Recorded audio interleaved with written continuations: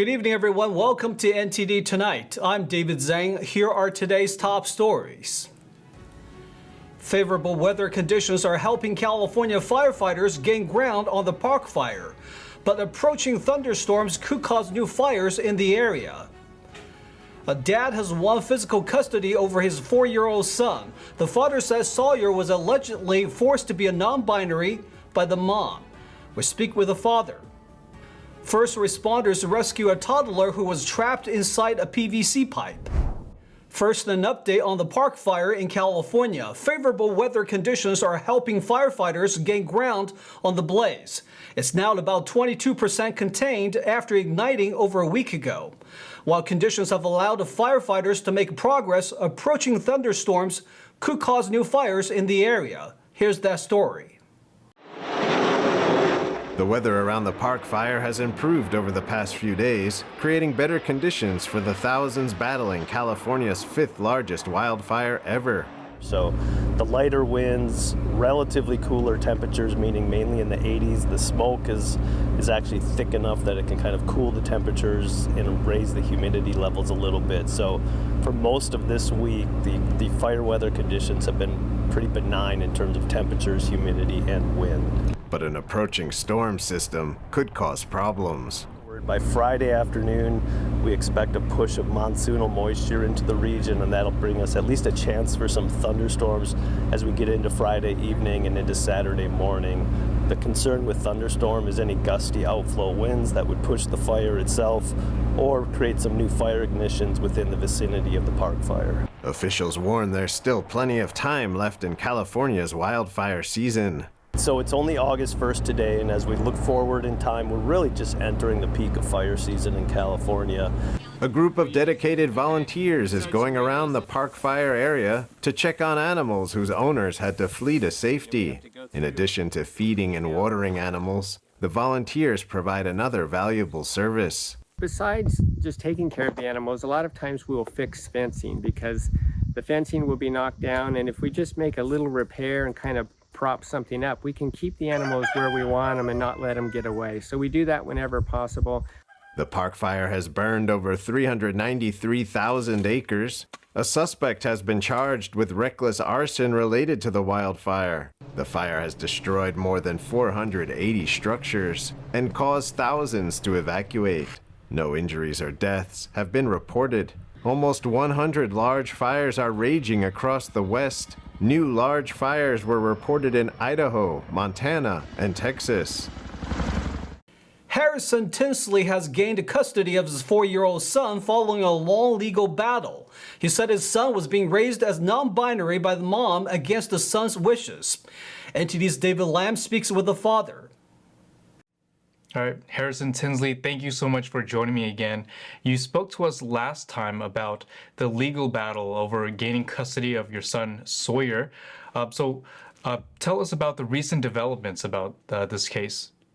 Yeah, thank you so much for having me again. I mean, it's just miraculous. I finally won full custody of Sawyer after 4.5-year battle, and I'm so thankful, that he's safe and has a stable environment with me, and he just seems to be thriving ever since it started.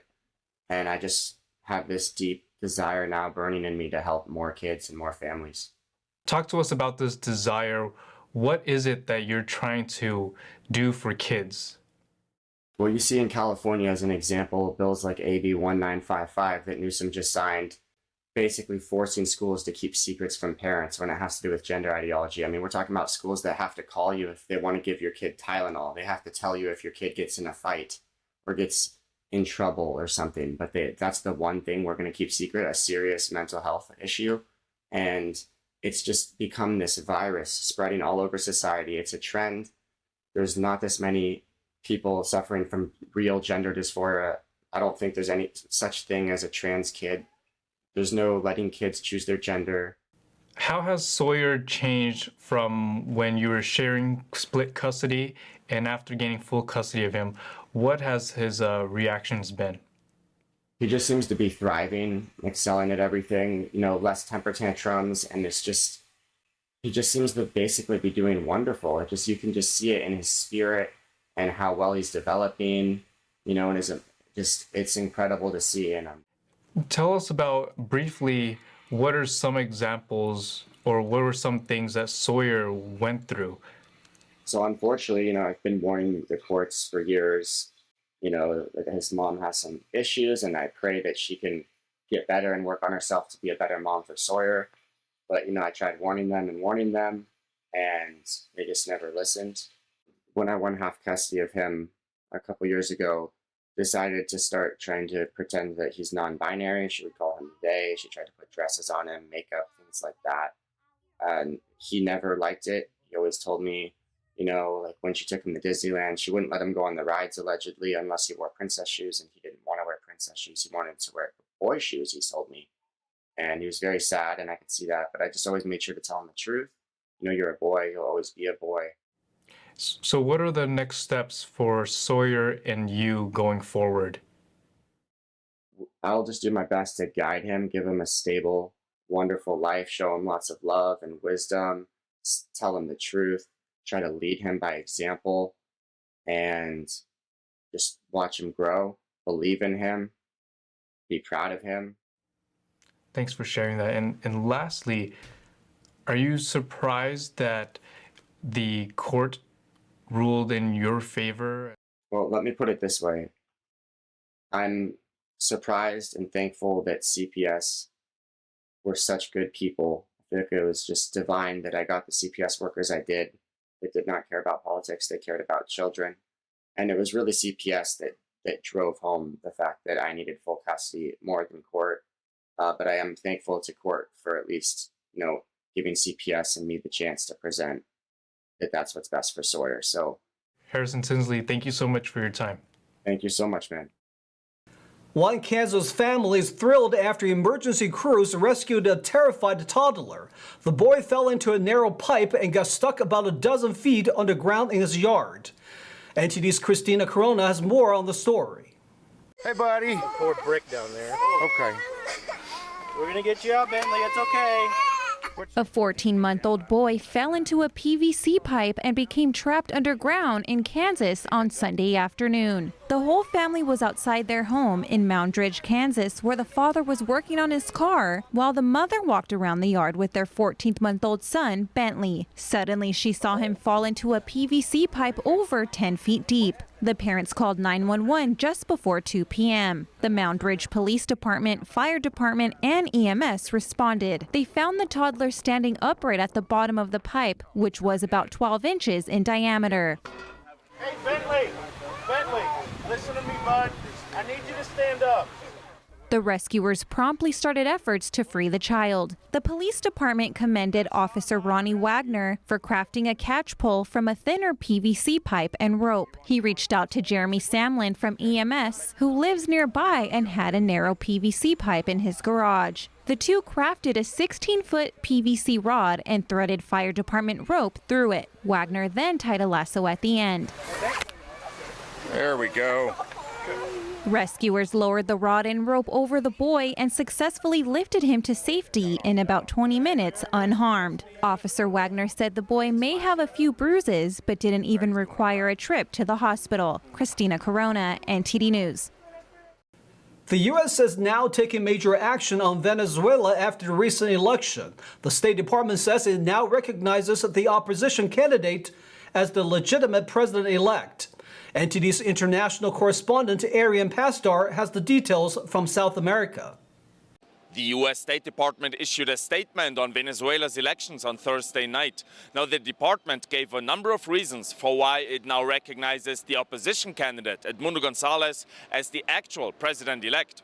For example, the department criticizes the fact that socialist leader Nicolas Maduro still has not released any tabulated voting results. At the same time, the opposition has already released 80% of tally sheets from across the country. The State Department thus comes to the conclusion that it is clear to the United States and most importantly to the Venezuelan people that Edmundo González Urrutia won. The department also mentioned an independent report by the Carter Center, which also concluded that the election was fraudulent. Maduro had actually invited the US-based center to oversee the election. The Carter Center says Venezuela's electoral authority could release the voting results if they wanted to. There's always a chance to correct an error. And this is what the Venezuelan CNE needs to do.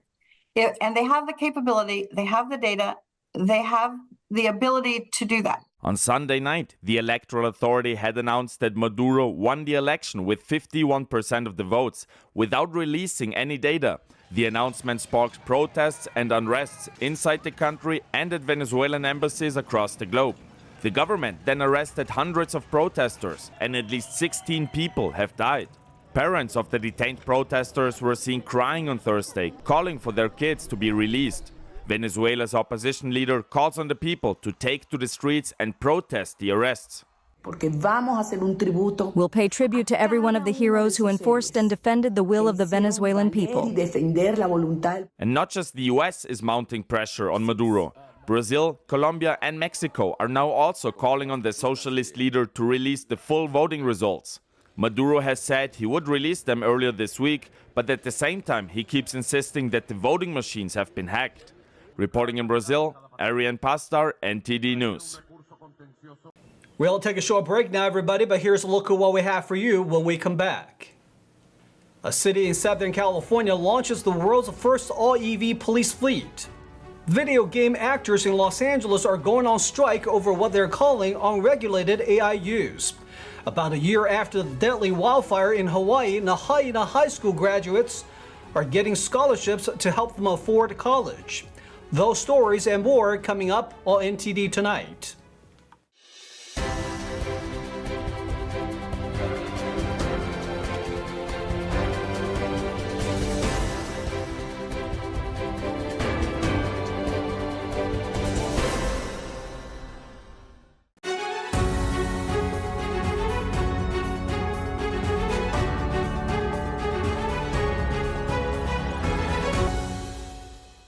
Welcome back to NTD Tonight. I'm your host, David Zhang.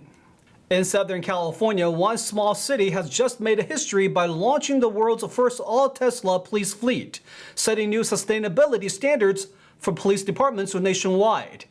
Our news crew is plugged into the story, and they bring us more.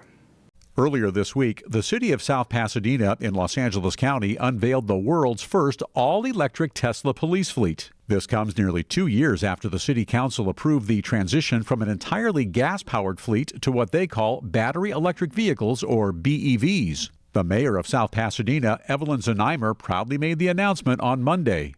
Today, we're celebrating a tremendous accomplishment to become the first city in the nation to implement a zero-emission police fleet. The choice of their battery electric vehicles ended up being Tesla, but not without some upgrades and modifications. South Pasadena Police Chief Brian Solinsky tells us more.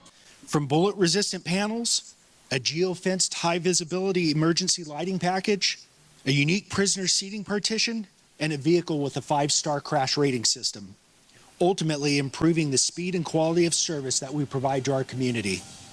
The city also worked with a customization company in an effort to make their police cruisers highly competitive. Ben Schaefer, a co-founder and CEO of Upfit, tells us how it all began. And we realized a couple of years ago there's a big opportunity to save taxpayer money and to bring in a new generation of police vehicles because the Tesla platform is just so capable. So we began developing an entire vehicle architecture and a full system of how to deliver police vehicles like we have today at South Pasadena.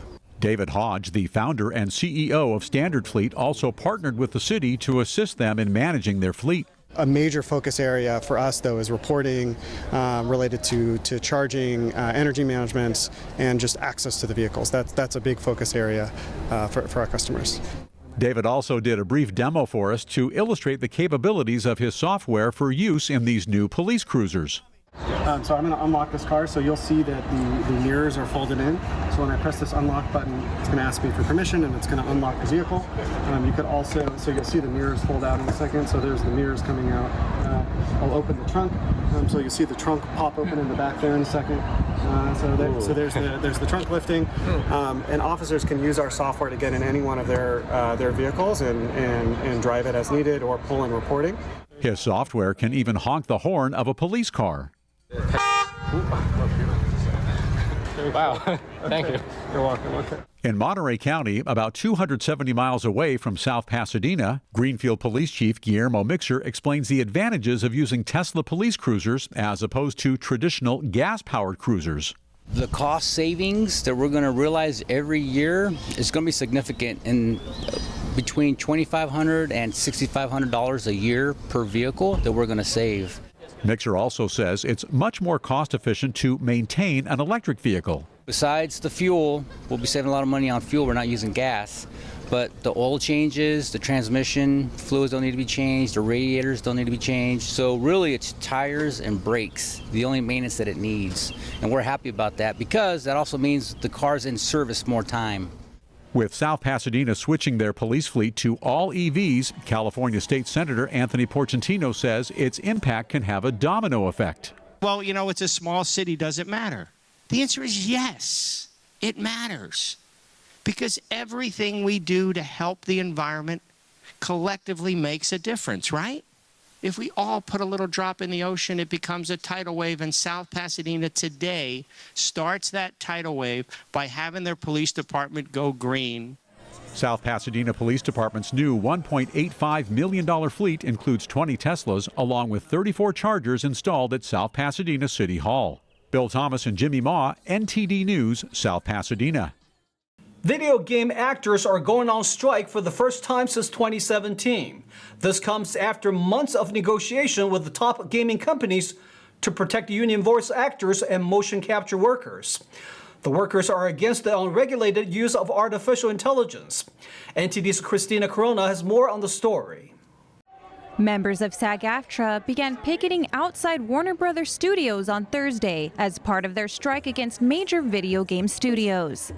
The video game companies are rightly isolated. When you look at the studios, the streamers, the record labels, we've been able to achieve the necessary protections for our members with all of those companies, and yet for some reason the video game companies refuse to make the same fair deal. And what exactly they are striking for. We're looking for information, transparency that informs meaningful consent from the performer around using this technology as it pertains to them and their performance, and proper compensation, fair pay.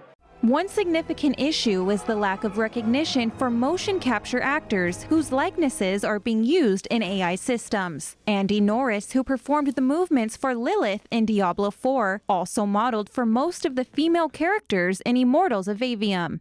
You don't know that I have done these characters because I'm not attached to it, right? So they want to take my movement because they argue that it's unrecognizable as me, which is kind of my job, and use that data to pilot these AI systems.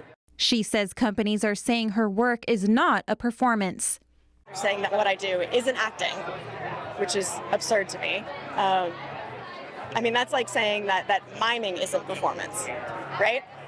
And they want to, by calling it data, they say that we don't have any right to it. These companies have the ability, when we work for them, to keep a library of our performances, in our case, our movement, our action, our acrobatics, and they're able to give it to a machine to then study that, basically become us and spit out new performances without us, without our knowledge. However, Audrey Cooling, a spokesperson for the video game producers, said the companies have provided AI protections as well as a significant increase in wages for SAG-AFTRA represented performers in video games. Video game actors hit the picket line a year after Hollywood actors and writers wrapped up their own historic strikes that lasted 118 days. Christina Corona, NTD News. About a year after the deadly wildfire in Hawaii, Lahaina High School graduates are getting scholarships to help them afford college outside Hawaii. They're funded by a grant. Nearly a year after the fire that destroyed thousands of other homes and killed 102 people in historic Lahaina, some students and their families don't have to worry about how to pay for college. About $325,000 in college scholarships were awarded Wednesday to 13 Lahaina Luna High School graduates attending schools on the U.S. mainland. Using a grant from the Maui Strong Fund of the Hawaii Community Foundation, the Downtown Athletic Club of Hawaii is providing 13 classmates with about $25,000 each, meant to cover out-of-state college costs after other scholarships and financial aid for the first year. In a separate effort after the fire, the University of Hawaii announced scholarships for 2024 Lahaina Luna graduates to attend any campus in the statewide system. According to school data, nearly 80% of a graduating class of 215 applied to UH campuses. As of last week, 105 students had registered at a UH school, leading to a record number of college-bound Lahaina Luna graduates. School officials expect that number to increase by mid-August.